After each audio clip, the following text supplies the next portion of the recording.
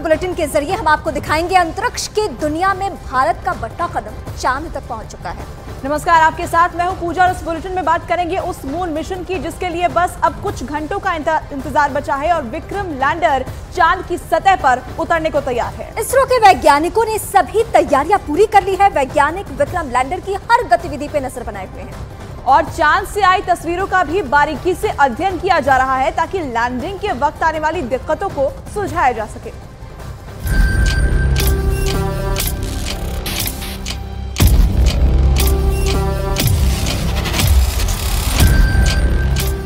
बस कुछ घंटों का इंतजार, फिर चांद पर लहराएगा तिरंगा। 23 अगस्त की शाम चांद की सतह पर उतरेगा विक्रम लैंडर।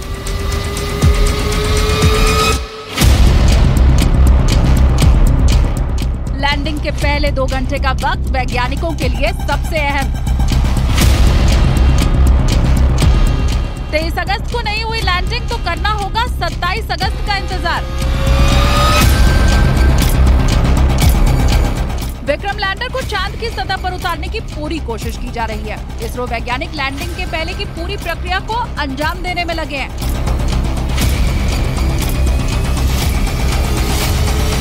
क्योंकि अगर लैंडिंग के दौरान जरा भी चूक हुई तो फिर लंबा इंतजार करना पड़ सकता है।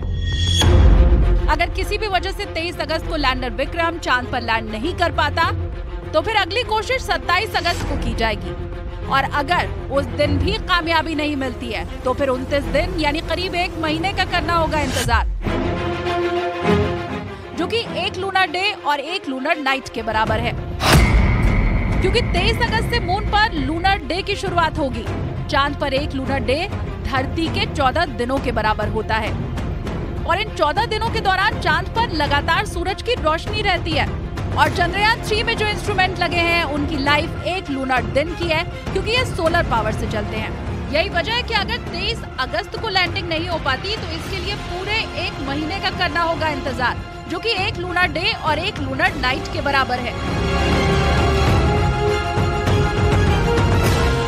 मिशन चंद्रयान 3 के तहत 23 अगस्त की शाम ही लैंडर को चांद की सतह पर उतारने के ठीक 2 घंटे पहले वैज्ञानिकों को बड़ा फैसला लेना होगा और ये निर्णय लैंडर मॉड्यूल के तहत और टेलीमेट्री डेटा और चंद्रमा की स्थिति के आधार पर होगा। अगर लैंडिंग के अनुकूल स्थिति नहीं मिलती तो फिर वैज्ञानिक लैंडिंग को टालने का फैसला ले सकते हैं और फिर अगली तारीख 27 अगस्त की तय की जाएगी। अगर कोई समस्या नहीं मिली तो फिर 23 अगस्त को ही लैंडर को चांद की सतह पर उतारा जाएगा। इस पूरी प्रक्रिया के दौरान लैंडर विक्रम की स्पीड को मेंटेन रखना भी वैज्ञानिकों के लिए बड़ी चुनौती होगी। शुरुआत में स्पीड 1.68 किलोमीटर प्रति सेकंड की होगी। चांद पर यह स्पीड बेहद तेज मानी जाती है क्योंकि चांद का गुरुत्वाकर्षण भी उसे अपनी ओर खींचेगा और स्पीड कम करने के लिए यान से थ्रस्टर से रेट्रो फायर भी किए जाएंगे जिससे उसकी स्पीड कम होती जाएगी। जब वो चांद की सतह की ओर बढ़ेगा तो उसे छूने तक धीरे धीरे इंजन थ्रस्टर फायर से गति लगभग 0 के करीब लाई जाएगी। इसके लिए लैंडर मॉड्यूल में 4 थ्रस्टर इंजन लगाए गए हैं। यानी साफ है कि लैंडर की लैंडिंग के पहले वैज्ञानिकों को कड़ी परीक्षा से गुजरना है और इसके लिए वो पूरी तरह तैयार है और हर पल लैंडर की गतिविधि को चेक किया जा रहा है। जो डेटा और तस्वीरें आ रही हैं उसका लगातार अध्ययन किया जा रहा है जिससे कि 23 अगस्त की शाम लैंडिंग के दौरान आने वाली दिक्कतों को दूर किया जा सके और तय समय पर लैंडर विक्रम चंद्रयान की सतह पर उतारा जा सके।